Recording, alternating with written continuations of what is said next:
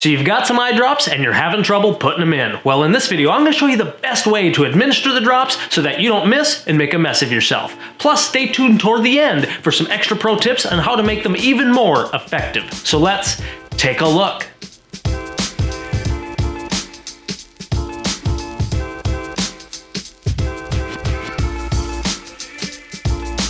Hey everyone, welcome. I am Dr. Joseph Allen, and here on Dr. Eye Health, you're going to find education all about the eyes, vision, and finding the best vision products. So if you're new here, consider subscribing. Also, at any point throughout the video, make sure to check out the show notes and links below for further information about everything that we mentioned today. Otherwise, let's go over how to use eye drops like a pro.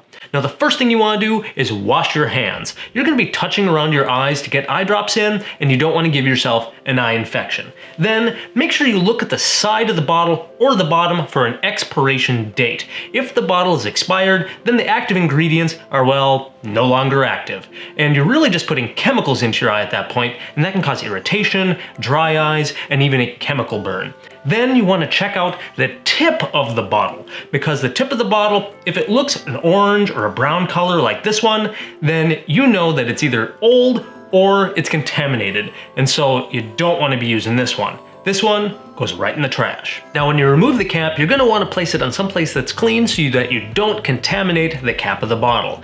I prefer either a piece of tissue paper or a paper towel because you have no idea how clean or dirty your countertops actually are. Then you're going to want to lift your chin and head back, looking up toward the ceiling. You could also do this by laying down if you prefer. Now you're going to use your non-dominant hand to either make a fist or use your fingers to pull down on the upper cheek and lower eyelid, creating an eyelid pocket. This eyelid pocket is key because it's going to help catch the eye drops and give you a bigger target. Now this is the part where you want to listen up because this is the part where most people have trouble.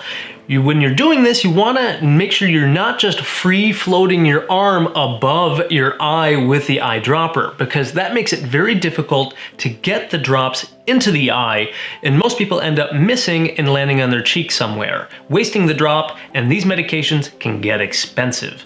What I find works best is to use your dominant hand and rest it on the back of the hand that's making the eyelid pocket. That's going to stabilize your arm and make it easier for you to get the drops directly into the eye. Now make sure the tip of the dropper is pointing toward the eye, but be sure not to touch the tip of the dropper to the eyeball itself or your lashes. Then gently squeeze the center of the bottle, getting the drop to fall into the eye. Once it's in, close your eye and wait for a minute.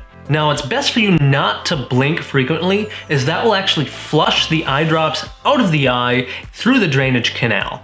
Now, what actually you can do is use your finger and gently press right on the corner of the eye where the eyelid meets the nose. There you'll find a little bump, and when you push on that little bump, you're actually going to close the drainage canal of the eye. And by blocking that drainage canal, you'll help keep that medication on the surface of the eye, increasing the absorption and its effectiveness.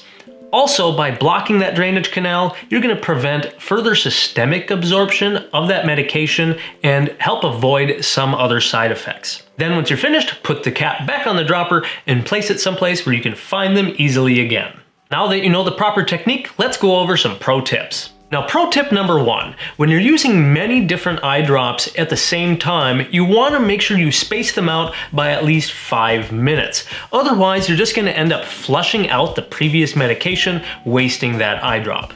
Now, pro tip number 2, if you're also using an ointment or a gel drop, you want to use those last. Those gels and ointments are really thick, and they'll actually prevent the absorption of all of the eye drops that you use afterwards. So again, use those last. Now, pro tip number 3, if you are a contact lens wearer, it's best for you not to use medications on the eye while the contacts are in, unless your doctor instructed you to do so. However, there are different eye drops out there for contact lenses, and you can specifically find these at any sort of drugstore or pharmacy and look for the bottle that has it labeled for contacts. Otherwise, the best artificial tears or lubricating drops for contact lenses are ones that say non-preservative or preservative-free, because those preservatives in the other drops can actually get absorbed into the contact lenses and damage the lenses. So pro tip number 4 is to look at the cap color of the bottle. These colors are actually made to tell us what classification these pharmaceuticals fall into. And anything that has a red cap to it means don't put it in the eye, unless your doctor specifically told you to do so. And that's exactly why some different contact lens solutions have a red top to them, because again, you don't put it in the eye.